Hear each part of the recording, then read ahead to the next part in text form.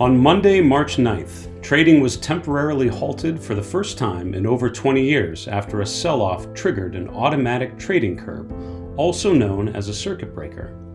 Circuit breakers are regulatory measures meant to briefly pause trading on an exchange to limit sharp sell-offs. The idea behind them is that they allow traders to pause, take in information, and make decisions based on market conditions. Broad market indexes, such as the S&P 500, as well as individual stocks, have circuit breakers. They exist in the United States as well as other countries.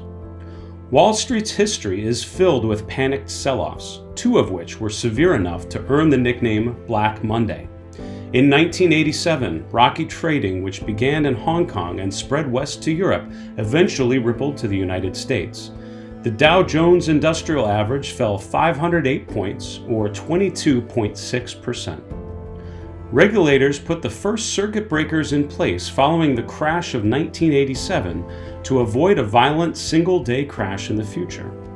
10 years later, and for the first time, circuit breakers were triggered as the Dow fell 554 points, or 7.2%.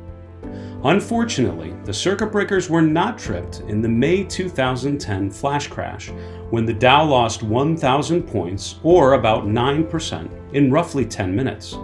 Prices mostly recovered by market close, but the failure of the post-1987 circuit breakers to halt the crash caused the Securities and Exchange Commission to update the circuit breaker system. The original circuit breakers after the '87 crash were previously linked to the 30-member Dow Jones Industrial Average with decline levels of 10%, 20%, and 30%. Since February 2013, we have had market-wide circuit breakers which respond to single-day declines in the S&P 500 index. These circuit breakers function automatically, stopping trading when prices hit predefined levels, such as 7% for level 1, 13% for level 2, and 20% for level 3, all based on the intraday move for the S&P 500. The thresholds are set based on the closing price for the previous day. Level 1 and 2 declines stop trading for 15 minutes if the drop occurs before 3:25 p.m. If it's on or after 3:25 p.m., trading shall continue unless there is a level 3 halt. When a level 3 is tripped at any time during the trading day, trading shall halt for the remainder of the trading day.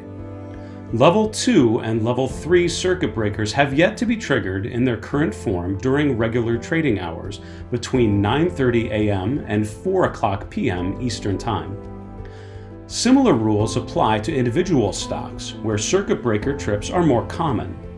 One difference is, unlike their market-wide counterparts, these circuit breakers go off whether the price goes up or down.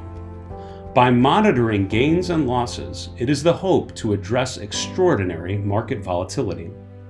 In a little over a week, circuit breakers have been triggered 4 times, causing market-wide halts, which in U.S. history is relatively uncommon, barring the exception of the 9/11 terrorist attacks, in which the New York Stock Exchange and other markets were closed for roughly a week.